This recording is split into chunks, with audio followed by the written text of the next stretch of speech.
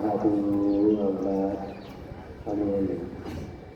ክቡር አባታችን መላከ ሰላም ወርቁ እዚሁ እናት አስተዳዳሪ ቁርአን ሊቃውንተ ቤተክርስቲያን ያሬዳውያን ሊቃውያን አበው መነኮሳት አባቶች ካህናት ወንድሞች ዲያቆናት በቅድስና ስፍራ የተሰበሰባችሁ እግዚአብሔር የሚወዳችሁ እናንተ እግዚአብሔርን የምትወዱ ታገለግሉ ሁላችሁም በየክብራችሁ በየማዕረጋችሁ አባቶቼ እናቶቼ ወንድሞቼ ቤተክርስቲያን ሰላት ባሰባሰበን በኃያሉ በእግዚአብሔር ፍጹም ሰላም እንደምን አደራችሁ? እንደምን አረፈዳችሁ? እንደምን ሰዓት ደረሳችሁ? አሜን። እግዚአብሔር አምላካችን ይህችን ዕለት ይህችን ሰዓት በዕድሜያችን ላይ ጨምሮ በተቀደሰው ስፍራ በምህረቱ አደባባይ በይቅርታ ቦታ ተሰባስበን ያው ቃሉን እንድንሰማ በረከቱን እንድናገኝ ይፈቀድልን። የአባቶቻችን የቅዱሳን አምላክ የሁላችንን አምላክ ቅዱስ ባህሪ ያየ ባህሪ የመድኃኔዓለም ዛሬ ዘወትርም የምስጋና አንደበት ከምድር እስከ አርያም ከጽንፍ እስከ ጽንፍ የተመሰገነ ይሁን። እንዘሃለውኩ እስከ ዓለም አነ ውእቱ ብርሃኑ ለዓለም። በዓለም ሳለሁ እኔ የዓለም ብርሃን ነኝ። በዮሐንስ ወንጌል ምዕራፍ 9 ከቁጥር 5 ያለውን መነሻ በማድረግ እንደ እግዚአብሔር ቅዱስ ፈቃድ ለአጭር ደቂቃዎች በዚህ ርዕስ እንማማራለን። የምስጢሩ ባለቤት የጥበብ ባለቤት የሁላችንን ማስተዋልን ያድለን። ቅድም በቅዳሴው መካከል ሲነበብ እንደሰማነው ያስቀደስን አካላት ያላስቀደስን ደግሞ የምንማማረው የመጽሐፍ ቅዱስ ክፍል በዕለቱ በቅዳሴው መካከል የተነበበ የጌታችን የአምላካችን ቃል ነው። በዮሐንስ ወንጌል ምዕራፍ 9 ከቁጥር 1 እስከ መጨረሻ ያለው በዕለቱ የተነበበ የመጽሐፍ ቅዱስ ክፍል ነው። በዚሁ ቃል አንድ እንግዳ ታሪክ አለ። ተአምራት የተሰራለት ነገር አለ። አምላካችን እያንዳንዱ እንቅስቃሴው የነገረ ድኅነት ጉዞ ስለሆነ የማዳን ስራው የመጣበት ዓላማ ሰውን ለማዳን፣ ሰውን ለመርዳት፣ የወደቀውን ለማንሳት፣ የተናቀውን የተዋረደውን ለማክበር ስለሆነ እያንዳንዱ ጊዜው እያንዳንዱ ጉዞው ከድኅነት ጋር የተያያዘ ነው። ስለዚህ በክርስቶስ ድኅነት ላይ ለእውቀት ለመረዳት የጠየቁ አሉ። ለተንኮል፣ ለመክሰስ፣ ለመወንጀል የጠየቁ የቀረቡ ጥያቄዎችም አሉ። ስለዚህ አንደኛው የፈውስ ስራ አለ። ፈውስን ያገኘ ድኅነትን ያገኘ አካል አለ። በሱ ጉዳይ ለመረዳት የጠየቁ አካላት አሉ። በሱ መዳን ጉዳይ ደግሞ ለተንኮል የጠየቁ አካላት አሉ። እነዚህም ነገሮች ከቁጥር 1 ጀምሮ ያለው ወንዘ ሀልፍ ጊዜ ኢየሱስ እየኖሬ ዘውሩ ተወልደ።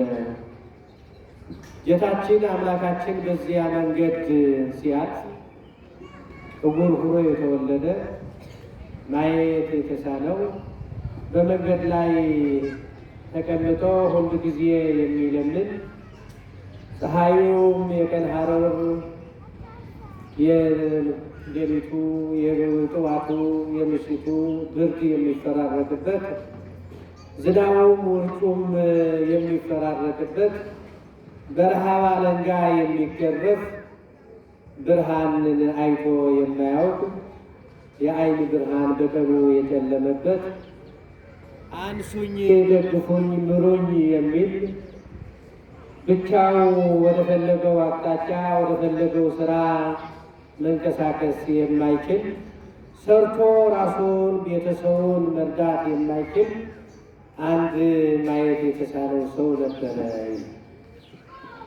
እና በዚሁ ሐዋርያት ወተስእልዎ አርዳኢሁ በኃጢአተ መኑ ተወልደ ዝብእሲ፣ ይህ ሰውዬ በማን ኃጢአት ነው የተወለደ ብለው ደቀ መዛሙርቱ ለክርስቶስ ጥያቄ ያቀረቡ ይላል። ተማሪዎች ስለሆኑ ለመረዳት እውር ሆኖ እንዲወለድ የቻለው በራሱ ኃጢአት ነው በራሱ ኃጢአት ነው እንዳይባል ገና ሳይወለድ ሰው ኃጢአት አይሰራም። በእናቱ ማህፀን እያለ ኃጢአት አይሰራም። እንዴት ነው? ወይስ በወላጆች ነው? በእናት አባቱ ኃጢአት ነው ወይ? አባቱ እናቱ በሰሩት ኃጢአት ነው እውር ሆኖ የተወለደው?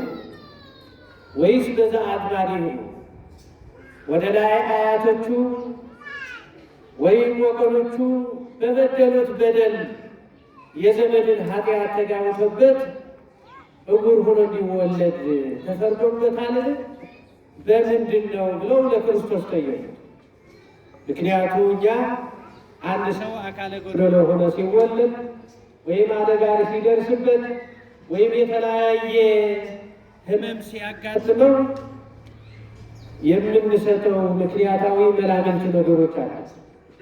በእነሱ ኃጢአት ነው የሰሩት ኃጢአት ይኖራል። በወላጆች ነው እንዲህ አደረጉ፣ እንዲህ አደረገች፣ እንዲህ አደረገ እያል የምንዘረዝራቸው ዝርዝሮች አሉ። እኛ ፈራጆች ሁነን እኛ አዋቂዎች ሁነን የምንላቸው ነገሮች አሉ። እኛ ደግሞ ኃጢአት ያልሰራን በደል ያልነካን በኃጢአት ያልተነካን አስመስለን ራሳችን ጻድቅ ሌሎቹ ደግሞ ኃጥአን አድርገን የምንስልበት መንገድ አለ። ስለዚህ በዚህ መልኩ ሐዋርያት ይህ ጥያቄ የዓለም ጥያቄ ስለሆነ የሁሉ ጥያቄ ስለሆነ ከዛ በፊትም እንዲህ ሆነው ለሚወለዱ ከዛ በኋላም እንዲህ አይነት ለሚወለዱ በምን መንገድ ነው ምክንያቱ ምንድን ነው ብለው የዓለምን ጥያቄ ለክርስቶስ አቅርበው ጥያቄው መልስ እንዲያገኝ ያደረጉ እንዲመለስ ትክክለኛ መልስ አምላካዊ መልስ በትክክል የሚያውቀው በትክክል ከመሆኑ በፊት አውቆ ለሚሰጠው አምላክ ጥያቄው ቀረበ ነው የሚለው። ስለዚህ ክርስቶስ ትክክለኛው ማለት ውእቱ አበሰ እሱም አልበደለም ያለ በደል እንደሆነ አስረዳቸው፣ ያለ ኃጢአት እንደሆነ ነገራቸው። በራሱ ኃጢአት ነው ለሚል መልስ ተሰጠ። ወይ አዝማዲሁ አባት እናቱ ዘመዶቹም አልበደሉም ማለት ታዲያ ለምንድን ነው በአባት እናቱ ካልሆነ በዘር የመጣ ኃጢአት ካልሆነ በራሱ ኃጢአትም ካልሆነ ገና ተወልዶ ለሚሰራው ስራ የሚሆን ከሆነ እንደ ይሁዳ ገና ሳይወለድ ለአባቱ የሚወልደው ለአባቱ ተነግሮታል። እብን በእብን ነብሮ ድንጋይ በድንጋይ ላይ ተቀምጠዋል። ያ የተፈጥሮ ድንጋይና በስራው ድንጋይ የሆነው አንድ አድርጎ ተናግሮታል። ከዚህ የሚወለድ ዘአቡሁ ልደቱ አባቱ ይሰራል ይገድላል። ዘእሙ ብእሲት እናቱን ያገባል። ዘእግዚኡ ሴት ጌታውን ፈጣሪውን ይሸጣል ብሎ ተነግሮታል። አስቀድሞ እንዲሁ አስቀድመው ከመወለዳቸው በፊት የተነገረላቸው አካላት አለ። ስለዚህ ከዚህ ነፃ ለመውጣት የእሱ ኃጢአት አይደለም የዘመዶችም አይደለም በሚል ክርስቶስ መልሶታል። ታዲያ ምንድን ነው በምን ሲባል ዳይሞ ከመያስተሪ በእግዚአብሔር ላይ የእግዚአብሔር ስራ ይገለጥ ዘንድ ነው።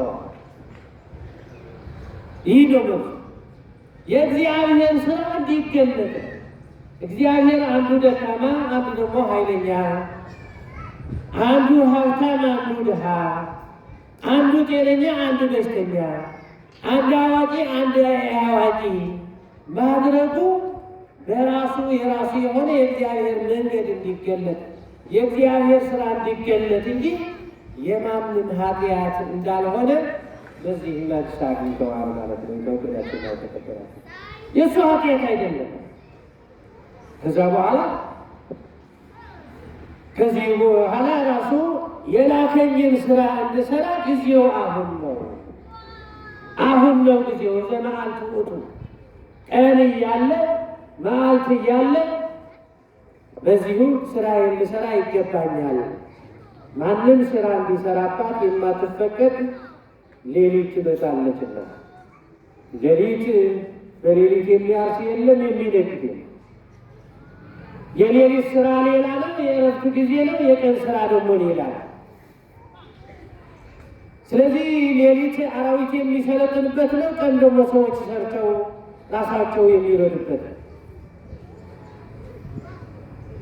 ሌሊት የማይሰራበት እንደሆነ ሌሊት ደግሞ የሞት ምሳሌ። ሰው ከሞተ ሰርቶ ወጥቶ ወርዶ የጽድቅን ስራ ሰርቶ መንግሥተ ሰማያትን ማግኘት አይችልም። ንስሐ ገብቶ ወደ መንግሥተ ሰማያት መሸጋገር አይችልም። ስለዚህ ንስሐ መግባት ያለበት በዚህ ዓለም እያለ፣ ፀሐይ ዕድሜው እያለ፣ ፀሐይ ዘመኑ እያለ፣ ፀሐይ ጊዜው እያለ፣ እየተመላለሰ እያለ፣ ጉልበት እያለ፣ ገና ግንቦቱ ሳይያዝ መስገድ ሳያቅተው፣ ገና ግንቦቱ ሳይያዝ መቆም ቁሞ ማስቀደስ ሳያቅተው፣ ገና ዓይኑ ሳይደነዝዝ ሳይቀንስ መጽሐፍ ማንበብ ሳያቅተው፣ ስለዚህ በዚህ ዕድሜው እያለ መጠቀም አለበት። ለንስሐ ጊዜ ወስዶ ራሱን የታዘዘውን ሕገ ቤተ ክርስቲያንና ሰርቶ ሕገ ቤተ ክርስቲያንን ጠብቆ ክብሩን ሰማያዊ መዝገብ ማዘጋጀት ያስፈልገዋል ማለት ነው። ስለዚህ ይህን ብሎ ምራቁን እንትፍ ብሎ ጭቃው አድርጎ ዓይኑ ላይ ቀብቶ ሆር ተሐተ በምጥማቃተ ሰሊሆም ሰሊሆም በሚባለው ወራጅ ውሃ ሂደህ ተጠመቅ። እንግዲህ ተመልከቱ፣ አዲስ ተአምራት ነው እየተሰራ ነው። ማንም ሊያደርገው የማይገባ በምራቅ ጭቃውን ቀብቶ ዓይን ላይ አድርጎ ጭቃ ዓይን ሲያበራ እግዚአብሔር ሁን ያለውን ነገር ሁሉ ይሆናል። ጭቃ ዓይን ላይ አድርጎ ሂድ ተጠመቅና ትድናለህ። እሱም አማኝ ነው። ያለውን ነገር ሰማ። እንደነ ንዕማን አልተከራከረም። ንዕማን ሂድ በዮርዳኖስ ውሃ ተጠመቅ ሲባል ይህ ከዮርዳኖስ ውሃ የሀገሬ ውሃ አይበልጡም እንዴ አለ። ወንዞቹ ጠቀሰ። የእኛ ይበልጣል እኮ ለእኔ መታጠቢያ ለእኔ መዳን የሚሆን ከሆነ ውሃ የኔ ይበልጣል። ከዛ በኋላ ንጉሥ የላከው ነውና ነቢዩ እንዳለው ተው አይሆንም ማለት አስከለኩ። እኛ እንታዘዝ። ለጠቢብ ይመቸናል፣ ለምክንያቱም ለነገርም ይመቸናል።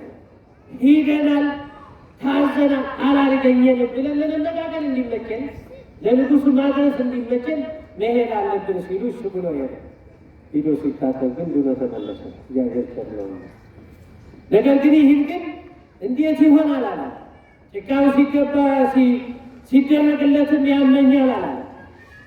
እንኳን ጭቃ ዓይናችን ላይ ገብቶ ትንሽ ቆሻሻ ትንሽ ነገር እንኳን ሲገባ ዓይን ለዓይንና ለወዳጅ ትንሽ ይበቃዋል ይባላል። ለምሳሌ ትንሽ ነው የሚበቃው። ጭቃ ተቀብቶ ወደ ወንዝ ወረደ። የእግዚአብሔር ስራ ነው። ጭቃው መድኃኒት ሆነ። ጭቃው መድኃኒት ሆነ። ሂዶ ሲታጠብ ተመርቶ ሂዶ እያየ መጣ፣ እየዘለለ መጣ። ብርሃንን ቀና ብሎ አየ። ክብርና ምስጋና ለአምላካችን ይሁን።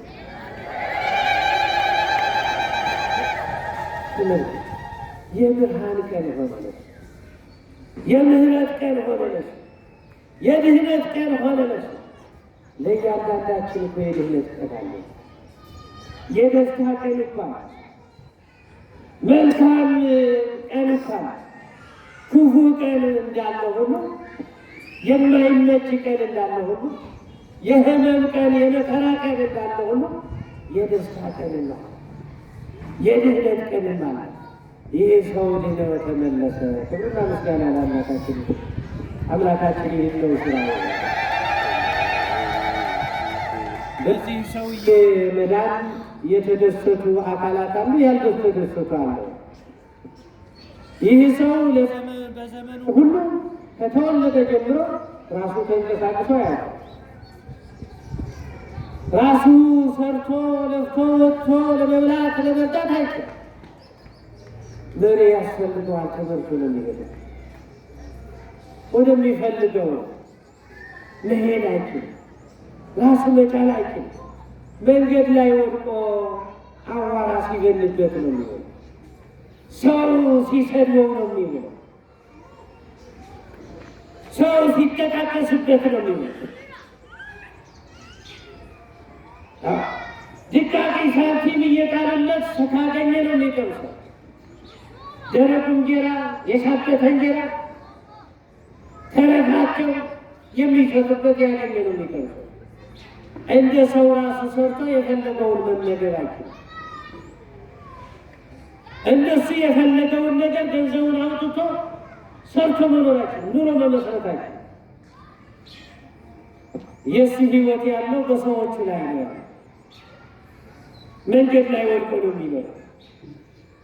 ያው ማንዝኝ እያለ መኖኝ እያለ ይህን ሰው ጊዜው ለሁሉ ጊዜ ያለውና ከፈጣሪ ጋር ተገናኘ።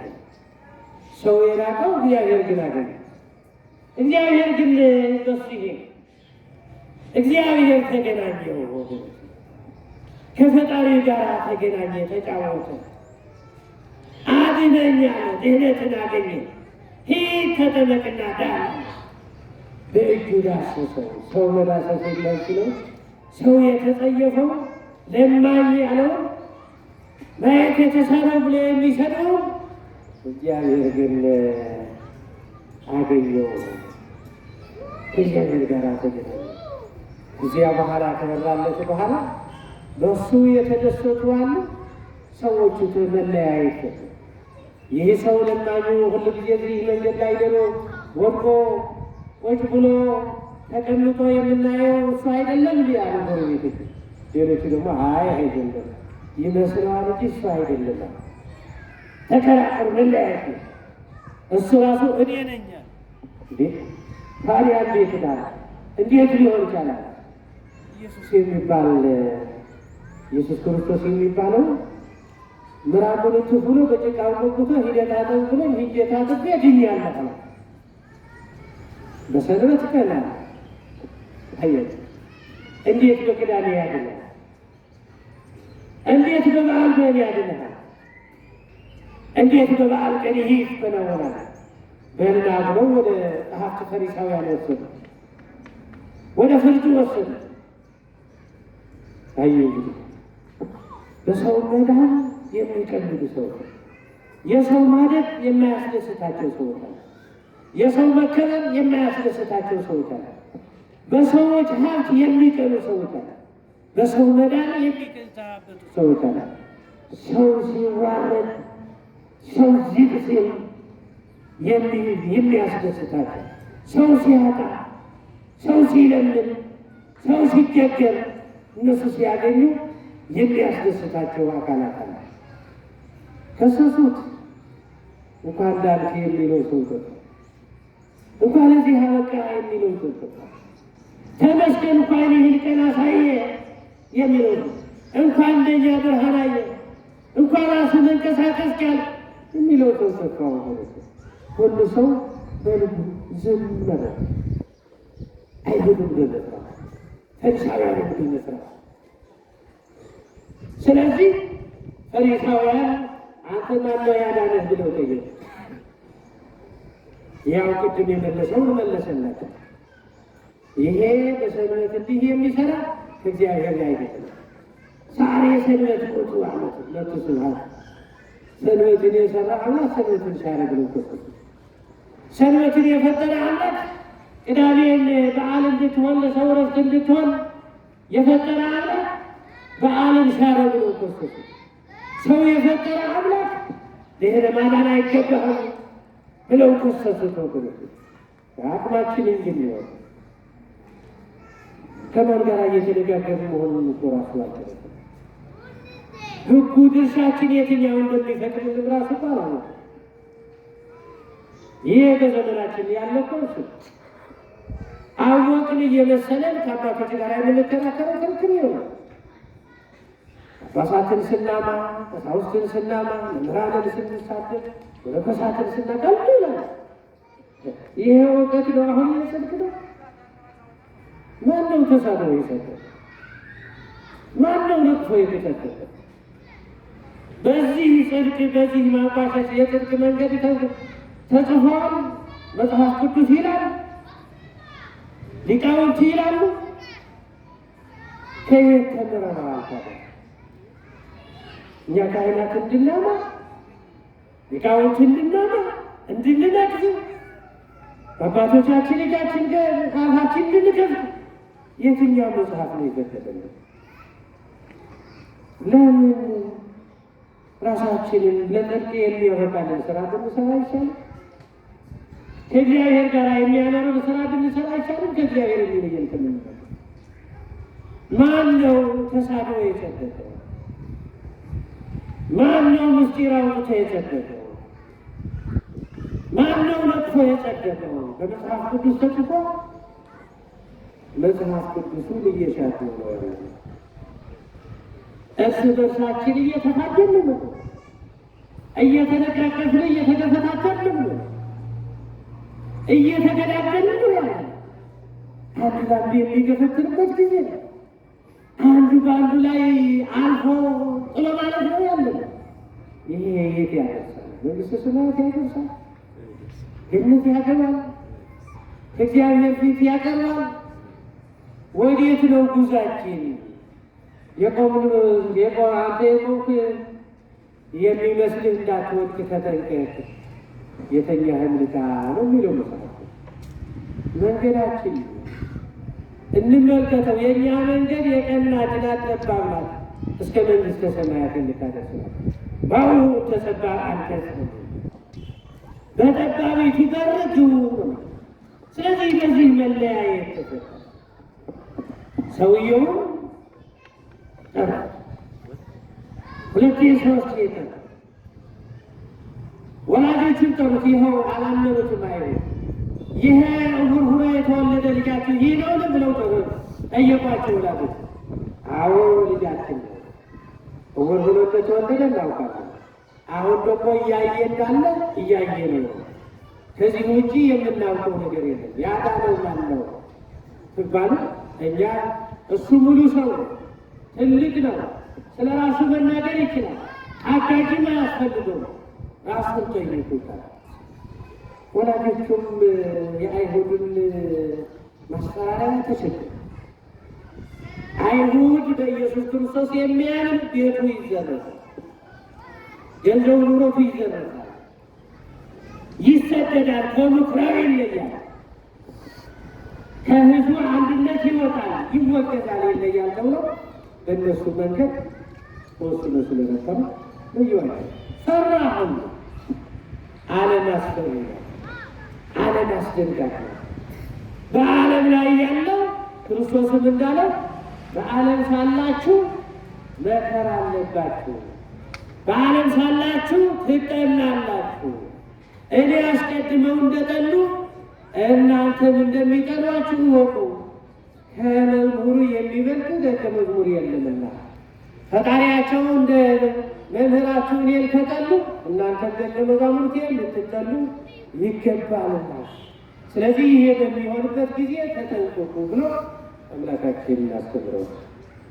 ስለዚህ እንዘ ሀለኩ ውስተ ዓለም አነ ውእቱ ብርሃነ ለዓለም፣ በዓለም ላይ ሳለሁ እኔ የዓለም ብርሃን ነኝ።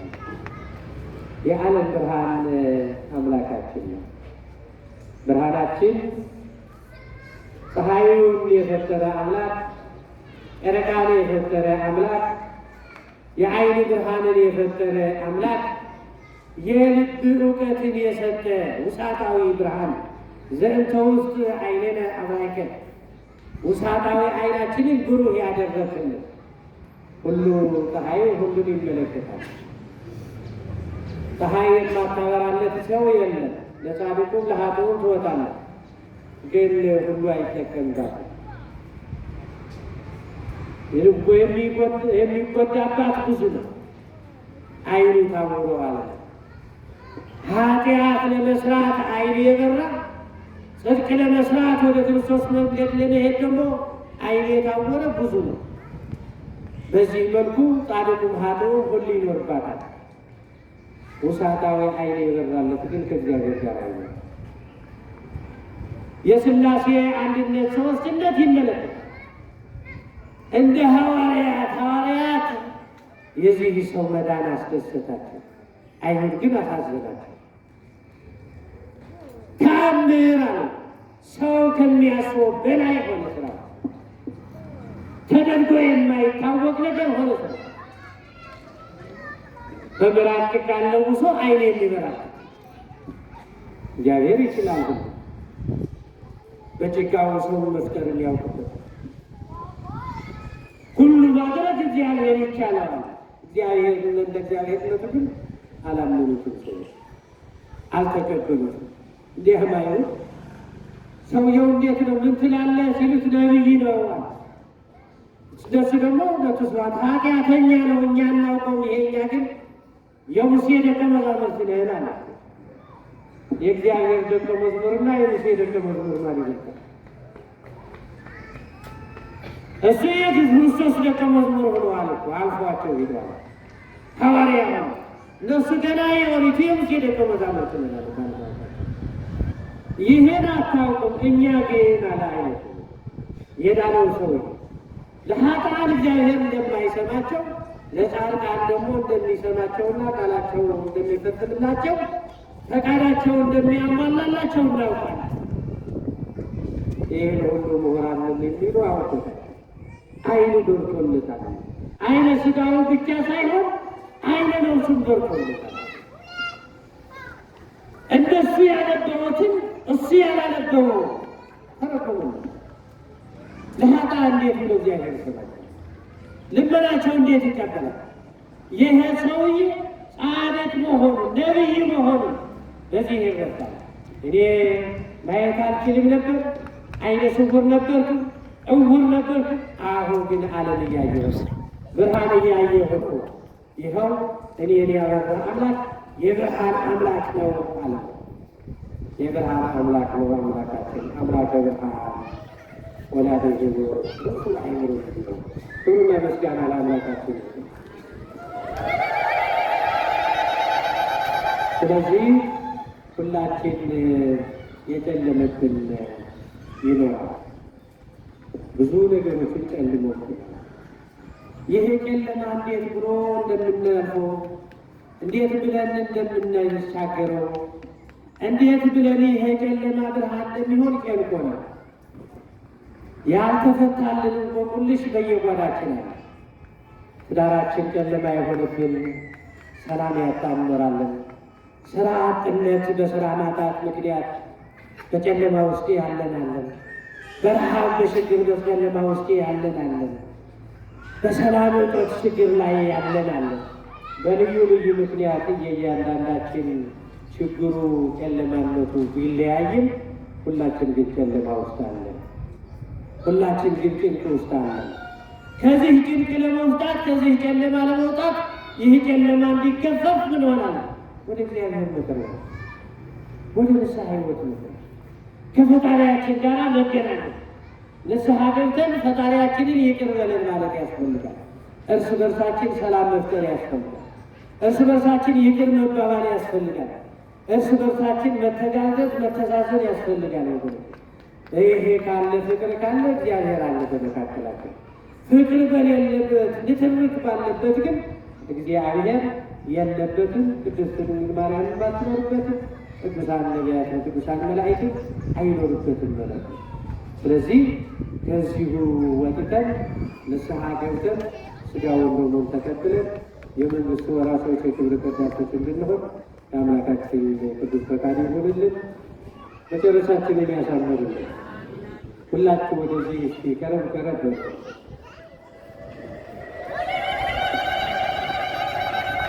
ወደዚህ ቀረብ በሉ። ሁላችሁ ተነሱ። ጨርሰናል። ሁላችሁ ወደዚህ ነው። የተለመዱ 2 ፕሮግራሞች ብቻ ናቸው ያሉ።